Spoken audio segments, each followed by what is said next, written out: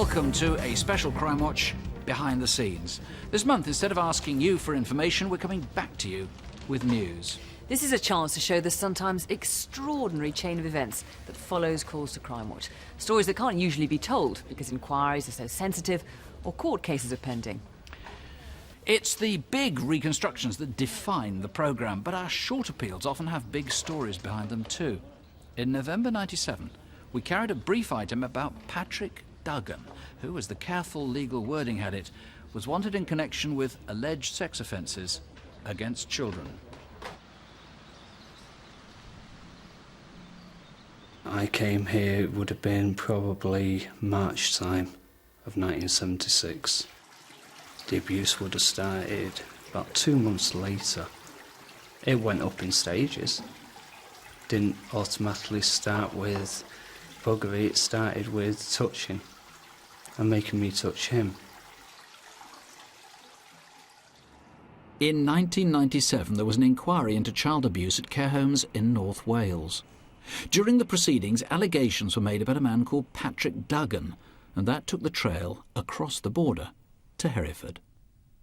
Wessington Court was a school for what were called maladjusted boys from 8 to 13. The brochure for the school stated its aim was to set a pattern for the children's lives within a framework of benevolent discipline. Above all, our purpose is to bring to the fore the normal responses of an ordinary child. There was nothing normal about Wessington Court while Patrick Duggan was housemaster. He always had a packet of sweets or a lolly, but you had to do sexual favours before you got them. He wanted sex, and that's why he worked here. It was his opportunity of having young boys. All we had was his name, Patrick Duggan. We didn't know how we were going to trace him. We didn't know where he was. I'm sorry, everything's a bit of a jumble, but... I was able to trace the former owner and headmaster of the school, Mr. Dennis Eagles, who still lived locally. Ah, here we are.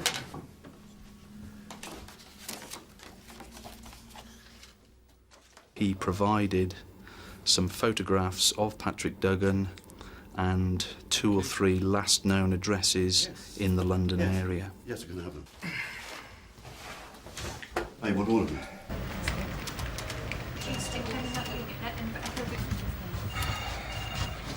Any result from the PNC?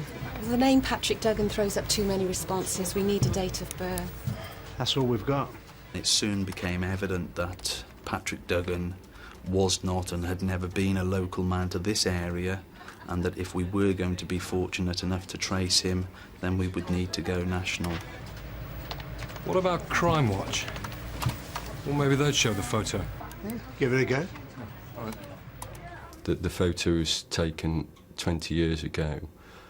We decided that he needed to be aged somewhat, which is what we did, and we decided that it would be best to put the aged photo and the old photo on the programme.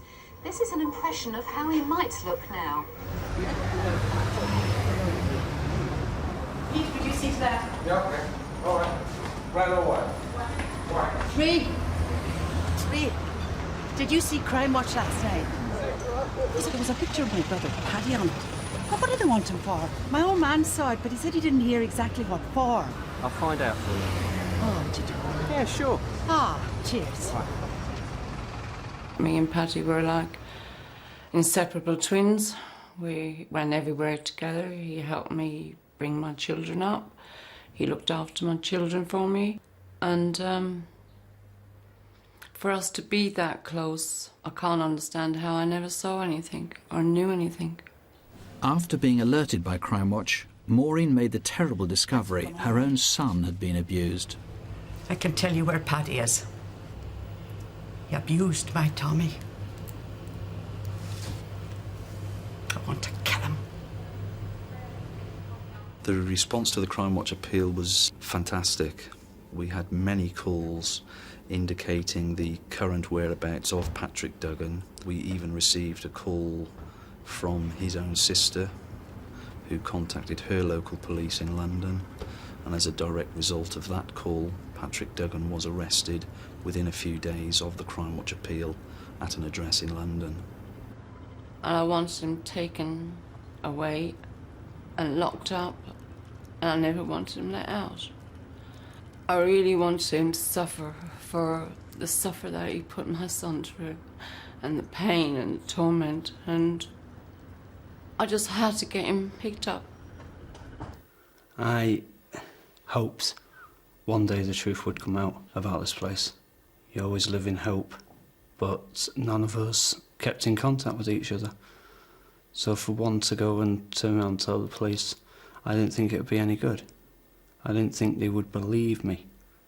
So I never did. Obviously I was wrong in that. Yeah, they did investigate. The investigation then progressed, and my colleague and I began travelling the country, interviewing other victims that had contacted us as a direct result of the Crimewatch appeal. Right. I've had a word with reception. Apparently it's Queen's Way off Edgar Road. This was the first time that I'd ever spoken about what happened here. The two CID officers knew that, and every time it got a bit hard in my statement, they would break. We would get a cup of tea, a cup of coffee, and have 10 minutes to myself, and then we would go back to where we were before. Some of them found it impossible to actually speak the words about what had happened to them, and were invited to write down what had actually happened to them. The picture that emerged from the interviews conducted by Neil and Malcolm was of sustained abuse by Patrick Duggan. Well, a lot of the time it used to happen in his room where he used to sleep. He used to come home, at night time from the pub. He used to wake me up at night time, and he used to say, "You're coming back to my room." He used to like more or less force me to his room, sort of thing. Come on. It didn't really matter what time of day or night time. If he wanted to abuse you, he'd abuse you. It didn't bother him at all. What started as the story of one lone abuser soon developed into something worse. It emerged that a regime of brutality, fear and abuse could be traced right to the top. As the investigation progressed and victims were naming the headmaster, Mr. Dennis Eagles, as a man who was also abusing boys at the school over a long period of time. At night time in the dormitory area, if any boy misbehaved, the victims were saying that every boy would be punished. Eagles got the whole school up to stand in the hall. You were made to stand there till about 7 a.m. There was no going back to bed. If you moved a leg, if you moved a arm, if you did something while you were stood there, you would then get hit in front of the whole school with a slipper or a ruler or whatever came to hand. I'm not talking about little taps across the legs at 8-9-year-old. We're talking about major slaps, because every time they went to fall they would get hit. This used to be Eagles' lounge.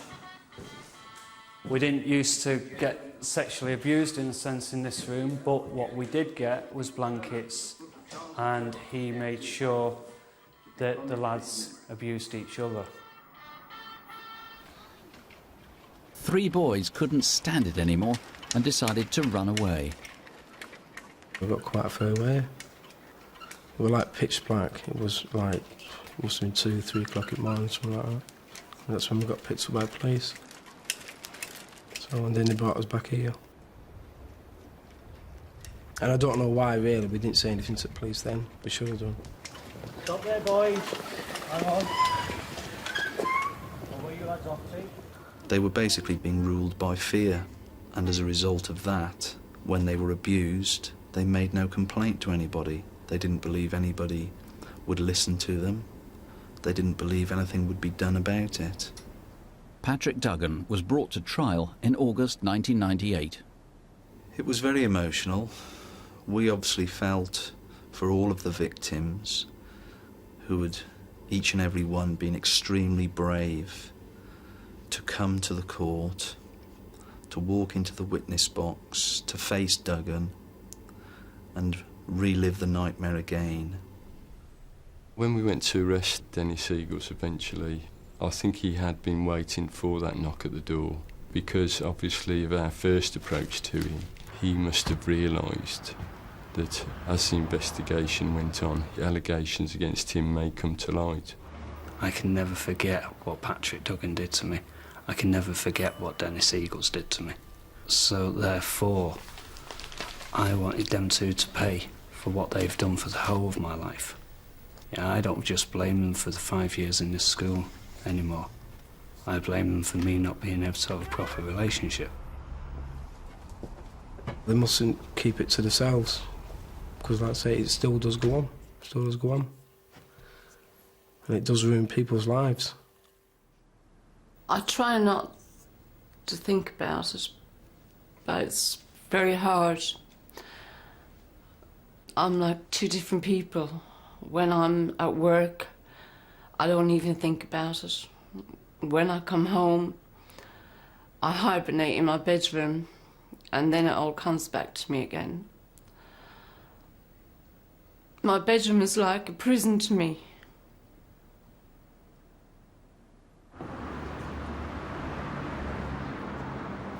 The young lads who are now men like me have lives of near enough misery because of it. But they still don't have any guilt or remorse. They didn't at the trials, they didn't when they were abusing us, and I don't think they ever will.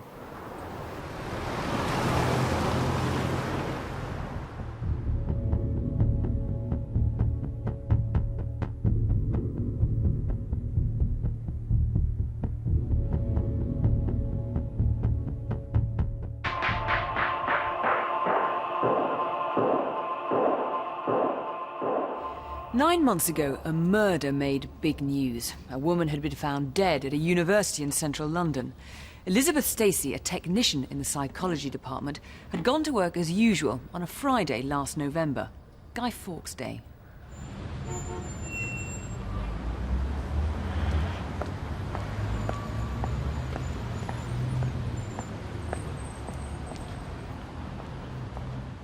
Well, we found out on the Friday evening that she was missing and hadn't turned up to meet her friend, and that was worrying because it's very unusual for Elizabeth. Somehow or other, I really knew in my heart of hearts, because it's so unusual for her not to phone us, that something was very wrong.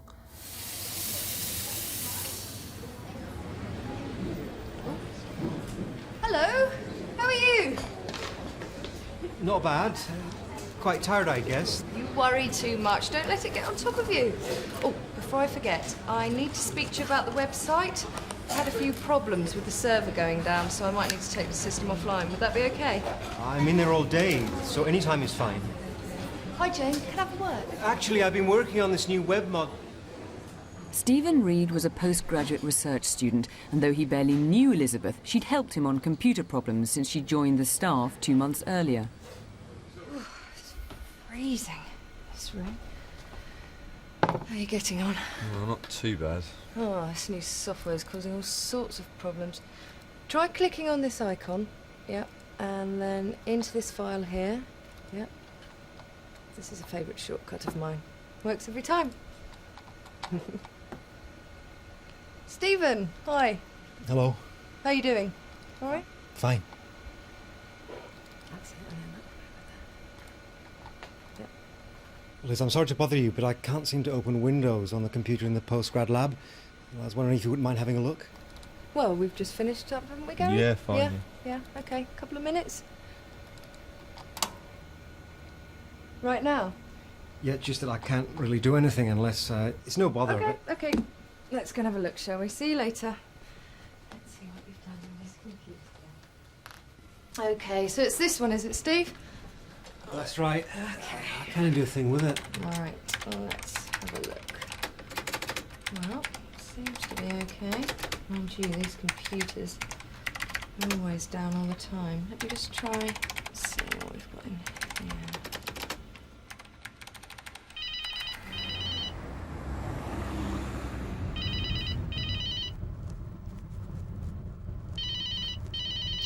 DCI Ferguson. Hello, John. The crime scene coordinator's on his way. It seems that the last person to see Miss Stacey was Stephen Reed, a fellow student. But since then, there's been no sign of him. Well, all right. I'll see you soon. OK. Let's go. The key things with all murders are to look at what evidence you've got available from the various scenes. I was concerned about what evidence we would be able to get from the room where Elizabeth was found. Who had access? Few people, including Reed. What do we know about Reed? He was a postgraduate student here at the university. A bit of a loner. Nobody seems to know very much about him. But the last time he was seen was in the company of Miss Stacey, here yesterday lunchtime. Pathology? On its way. Witnesses? Not that we know of. Do we know the home address? I got that from the university. Good. Get over there quick. We might be lucky he might still be there. If he's not there, I want clues to where we might find him. Friends, relatives, OK? Done. Stephen Reed had vanished from the university at the same time, and either he was another victim of the offence, or alternatively he was involved in the assault on her. At the very least, he was going to be a significant witness to the inquiry, and getting hold of him at an early stage was obviously key to our investigation right from the start. Detective Chief Inspector Guy Ferguson is leading the murder inquiry. He says they want to question 33-year-old Stephen Reed, one of her colleagues. He was the last person seen with her before she disappeared. Investigating the murder of a research technician at the University of Westminster in London on Saturday afternoon. 24-year-old Elizabeth Stacey was found bludgeoned to death in a locked room at the university. Police said she had fought desperately for her life.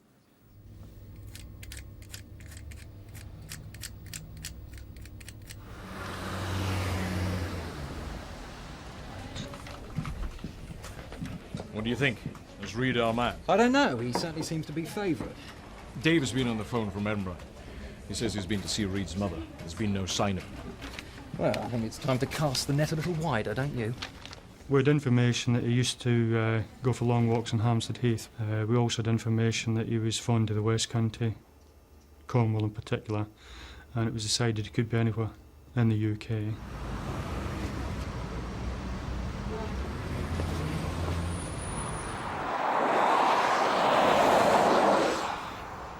Somebody changes their name, doesn't seek employment, cuts himself off from the family, goes to an area of the country they're not associated with, and keeps a low profile. Obviously very difficult to find them.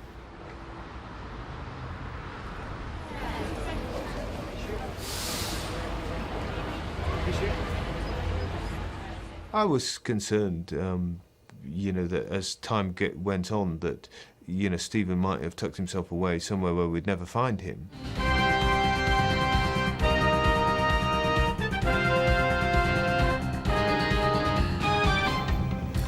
We start with the murder of the psychology technician Elizabeth Stacey and the disappearance of a university colleague. Research assistant Stephen Reed had asked her to help with a computer problem, and he hasn't been seen since. Guy Ferguson is now looking for him. And Guy, according to the papers today, you're now really worried about Stephen himself and his well-being. Hello, Incident Room Westminster. Yeah, you saw him on holiday last summer in Greece. Thank you, madam, for your call. Hello, is that the Crimewatch programme? That bloke you showed just now, I saw him today, I'm sure of it. Yeah, he was selling the big issue on the Western Road in Brighton. There was no information or intelligence at all to suggest it would have been Brighton. That was a complete shock to us. Some sightings in Cornwall, one in Edinburgh, and one in Brighton. Yeah. I know, sounds promising to me, Gov. See you first thing in the morning. I was going to relocate a load of officers down to the West Country to pursue the lines of inquiry that had been thrown up by the Crimewatch programme. And it was when we got the second call in from the CID at Brighton that I took the decision that, you know, this was so promising that we really needed to bottom it out. Are you Stephen Reed? No, I'm Robbie Foster. Well, I've got reason to believe that you're Stephen Reed. Therefore, I'm arresting you on suspicion of murder of Elizabeth Stacey. I was absolutely delighted. It had been a very intense inquiry. To hear that they had got him sounded very, very promising, and so it was a real break. Without Crimewatch's help, I don't think we'd have found him in Brighton. There were no leads to suggest he was there, no intelligence and no information. Without the general public's help, as always on these type of cases, we wouldn't have solved it in any way as quickly as we did. His explanation was that he was a lonely man, he had no real friends, he felt that he wanted to commit suicide, and that he didn't want to die alone. And he stated that Elizabeth was the nicest person that he knew, and that he wanted to take her with him. She was a very energetic, lively person and always made the most of everything she did. You sort of think maybe I'll wake up and it'll all be a dream, but it's not. So.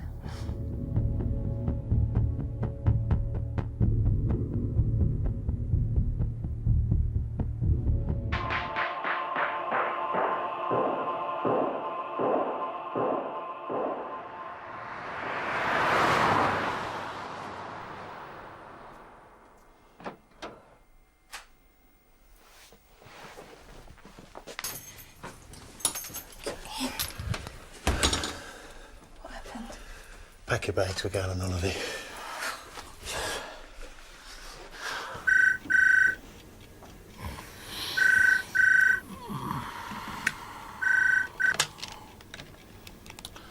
Hello? Yes. DCI Cook speaking. DC Underwood, sorry to call you so late. Go on. There's been a robbery on a cash van in Godstone. When did this happen? 6:30 tonight, sir. But we didn't realise at first how much was on board. What did they get away with? Well, the post office is still working it out. We're talking more than the cost of a weekend in Margate. It was a well-organised job, sir. I mean, at least 3 vehicles involved, one of which has been left in the high street. Godstone High Street. Right, meet me at the scene. It starts off with you don't really know what you're going to. You know, all I've got is it's a serious robbery on a cash and transit vehicle. Historically, these are always difficult jobs to solve. They were coming down here when suddenly a blue transit van pulls out from here and blocks them off. Get out of the way! The guy in the guard van tries to pull round, but before he can, a blue and white Luton comes up right behind him and boxes him in. So I bit the horn, and the next thing I know, he's jumped out the transit and ran up to the vehicle. Don't do nothing! I just froze. What did he say? He said, "Don't move. No alarms. No mobiles. Turn the engine off." Don't worry, everything's fine. Next thing is, somebody opens up the back of the van. Don't ask me how, there is no sign of any forced entry. And the money was loaded into one of the vehicles, right? Yes, sir. Well, what do we know about the getaway vehicles? Well, the blue van was ditched about half a mile away from here, where a witness saw somebody get into the white van, which then made off towards Gangers Lane. Right, let's get up there. This was clearly well executed and well planned crime, but we're looking for a starter for 10. We're looking for a few clues that we could actually latch our investigation onto. Oh, hi, Angela. It's Stuart. Listen, can you do us a favour? Can you do us a PNC check on a white transit van, Delta 272 Papa Hotel Kilo?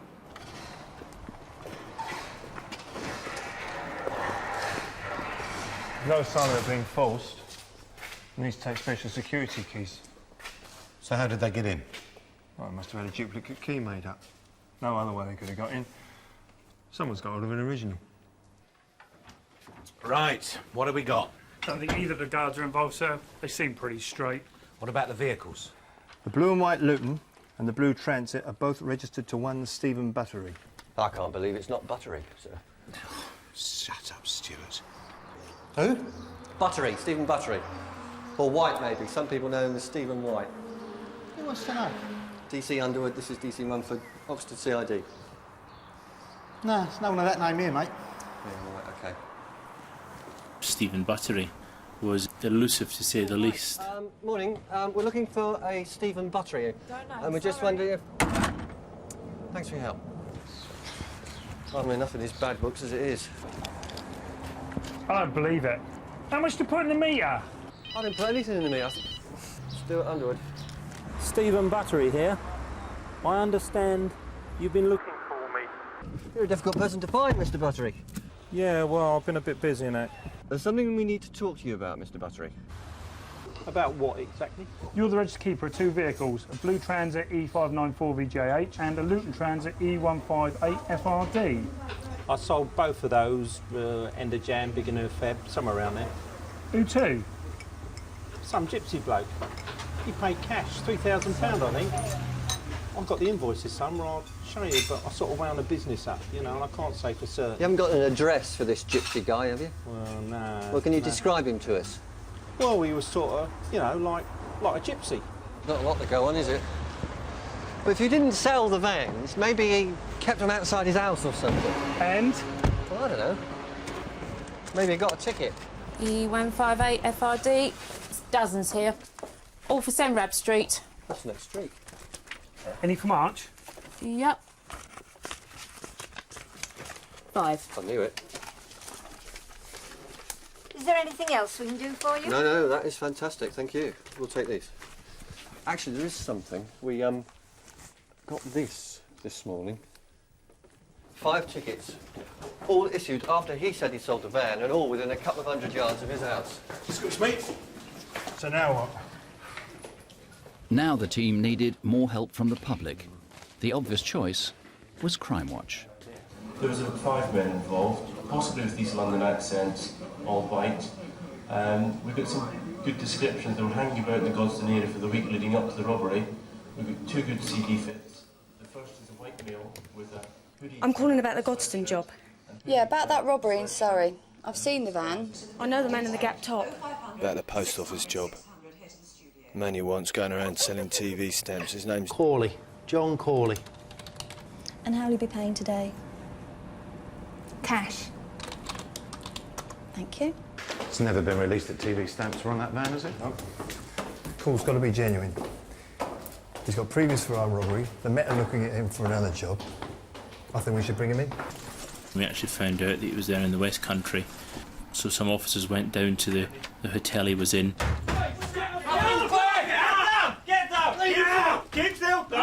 John Corley, I'm arresting you on suspicion of conspiracy to commit robbery.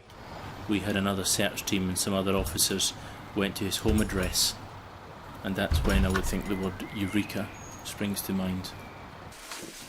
Criminals themselves become complacent, and he obviously thought that it was a way of earning money through selling some of this stuff. It was a surprise to us, it was a pleasant surprise, and I've got to say we're eternally grateful for his sloppiness. Mr. Underwood? As much as we were excited at the find of the postage stamps, the search officer from Essex went one further. Dave? We recovered 3 keys, one of which fitted the cash and transit vehicle. Well. If it isn't the security keys to the van. Mr. Underwood? Yeah. Can you come inside a minute? Yeah. Hello, Stuart. Hello, sir. Have you found anything interesting yet? You could say that, sir, yeah. 3 post office security keys buried in the garden. You're pulling my leg. Not to mention a wardrobe full of stamps, and several pieces of paper lined about the place with phone numbers on, several of which we think we're going to find on the phone bill of a certain Stephen Buttery. Stephen Buttery, I'm arresting you on suspicion of conspiracy to commit robbery. These people believe they're untouchable, and you know, when the truth comes home to them and the fact that they're not, it does bring these people down to earth.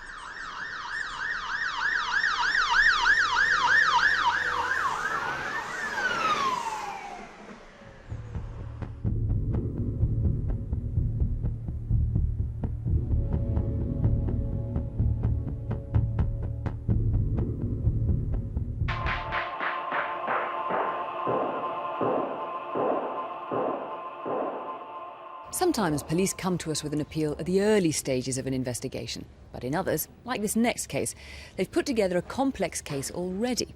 They just need to find that one last piece to finish the jigsaw.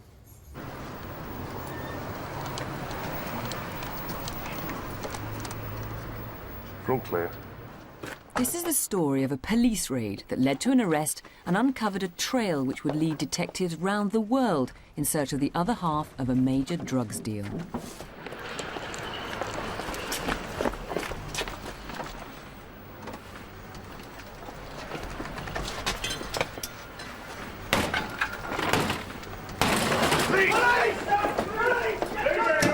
Please! Get down! Get down!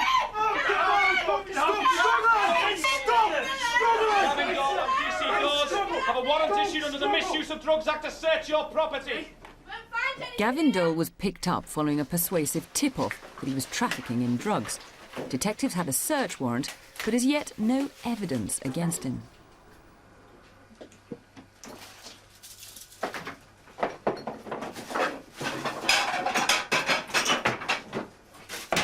Red bin, eh? There's a load of cash in here as well, look. Is this your money? No, just mind it.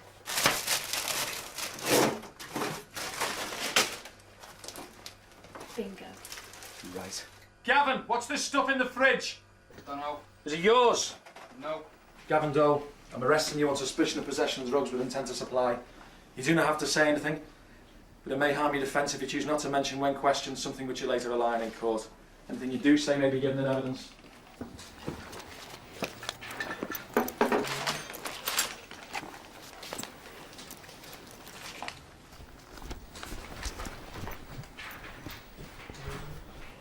Paul? Come on, have a look at this, mate. All right, Gav. Sorry I haven't rang. Firstly, I could only get 4 of those packets up me, so the rest are in our fill. Get his mobile number off Jackie and give him a ring. So you should post the next lot of gear out in me leather jacket.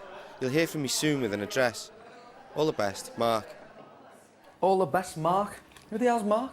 There were good clues, phone numbers, They all begin 00612. with the Australian dialing code. Excellent. I'll send you a postcard from Bondi Beach.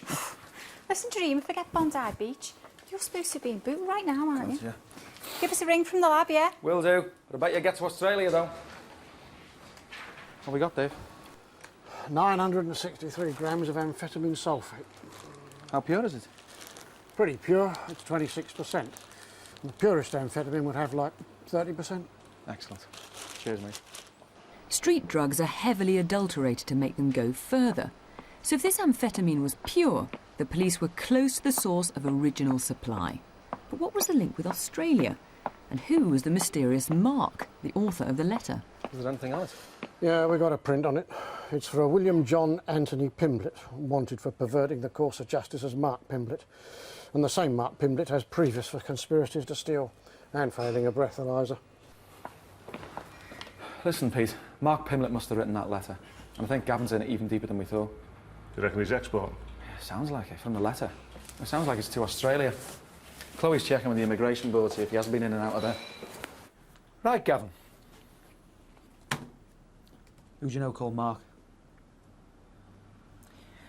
There's a few numbers in that file of fax of yours, Gavin, for Australia. One of them is for a Mark Pimblett. Ring any bells? No comments. So we know he was in Australia, then? Well, I called the immigration department and they say that Mark Pimblett, or at least someone travelling on his passport, has been in and out of Australia the last few weeks. What about the phone calls? Well, we've got Gavin's bills and the only calls down under are when Mr Pimlett's out there. And what are the Aussies doing? Well, the federal police are trying to sort it all out. They're getting in touch with the phone company to check the records and make sure everything's all right. Right.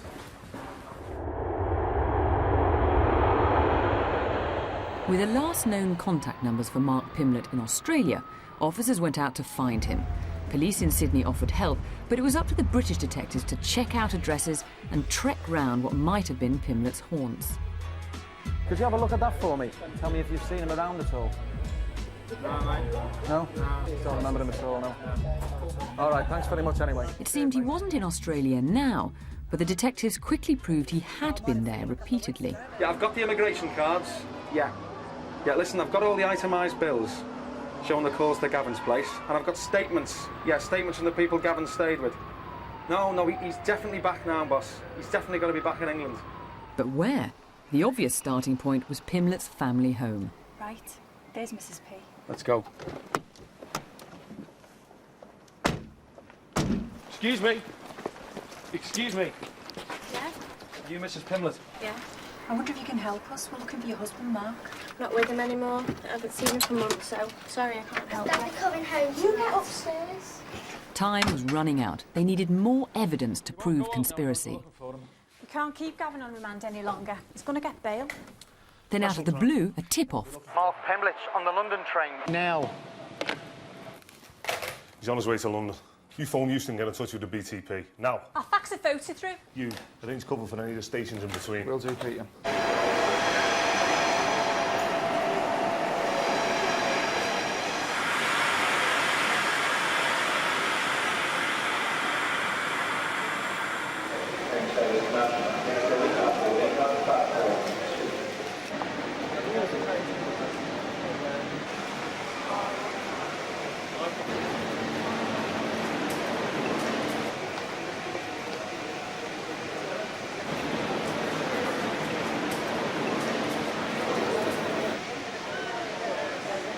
But at London Euston, Mark slipped through the net.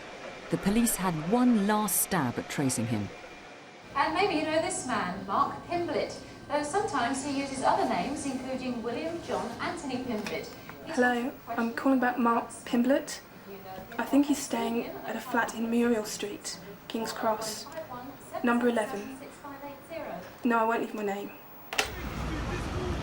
Which number did you say it was? It's that one up there on the top floor. That's him. Is it? That's him. Yeah, that's Pim all day. Right.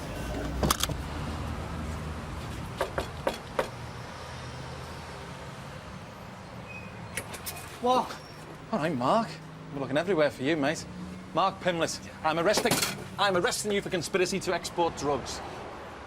Tell you what, Mark, you wouldn't believe what I've been looking for you, mate. After 12,000 miles and 15 months, it had taken a single phone call to locate him.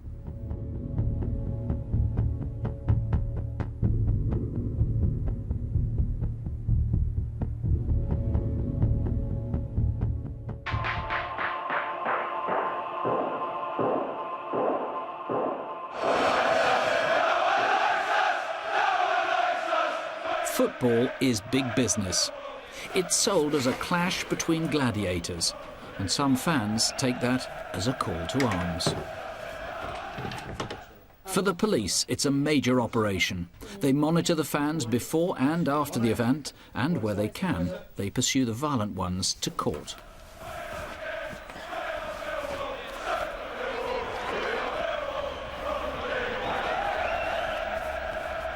One expected flashpoint was last year's visit of South London's Millwall to Manchester City. 220 officers were deployed, including mounted police, a helicopter and a riot squad. There was intelligence that a large number of people would be travelling, and some of those would be intent on causing violence. Among the 2,000 fans who went to Manchester were Liam Slack, Neil Eccleston and Paul Gaynor. India 2629, can you show state 0 please over the city ground looking for city fans? Aggression in the stands is so acute that fans have to be segregated, though some football clubs do this better than others. At Manchester City, City supporters are seated right beside rows of visiting fans, with the police expected to keep order.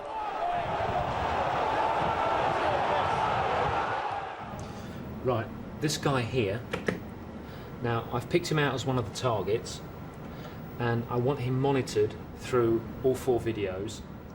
The day after the match, and the papers have been full of yesterday's violence, 11 officers are among those injured.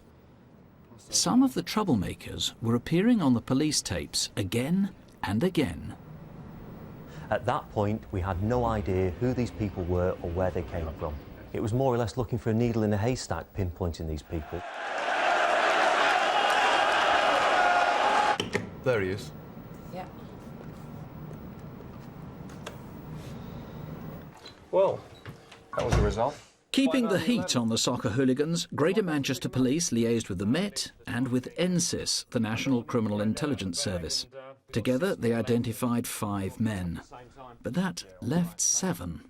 We'd reached a dead end and we approached Crimewatch in the hope that an appeal on the programme would lead to being able to put names to faces. We want to identify 7 faces in particular. Generally, matches are widely covered by broadcasters and... We got a great response from the public. We've got in the region of 80 to 100 calls. Is that Crimewatch? Yeah, that guy with a cap on the telly. I know his name. Yeah, and I know where he lives.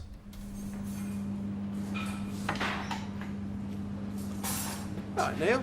Saw you on Crimewatch last night. Did you? Don't worry, what club are you in? I can lend you the video if you like. Recognise any of these men, 0500 600 600, or you can call the incident room on 0161 856 4...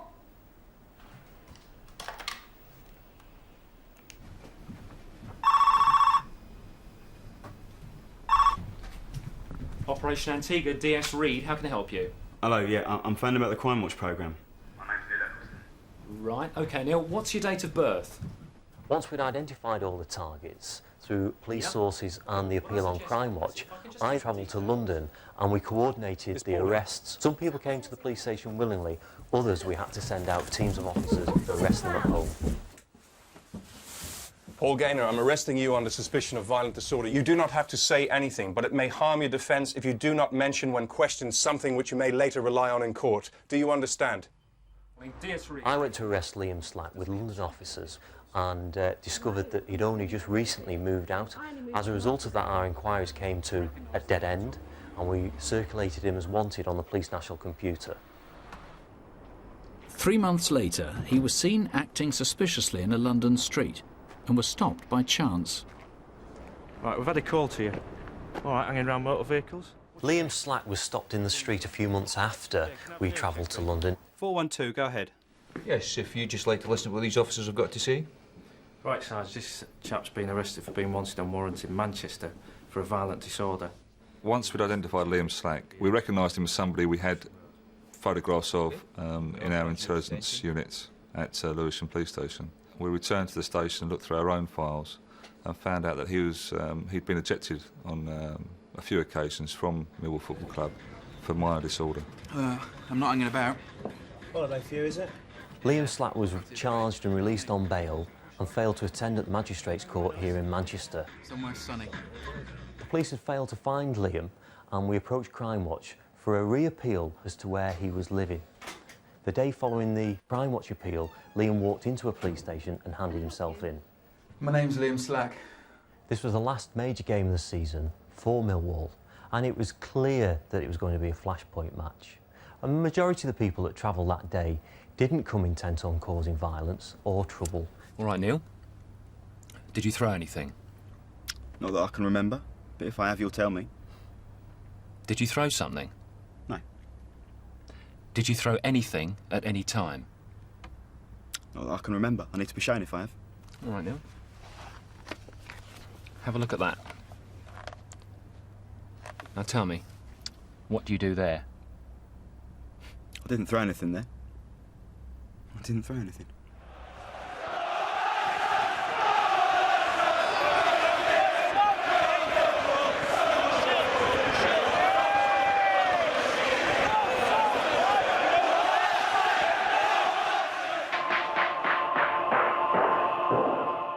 We'll be back with more appeals next month. Join us on Wednesday, the 6th of September. Together, we really do make a difference, so don't have nightmares, do sleep well. Good night. Good night. If you can help on any crime, you can call Crime Stoppers anonymously if you want, 0800 555 111.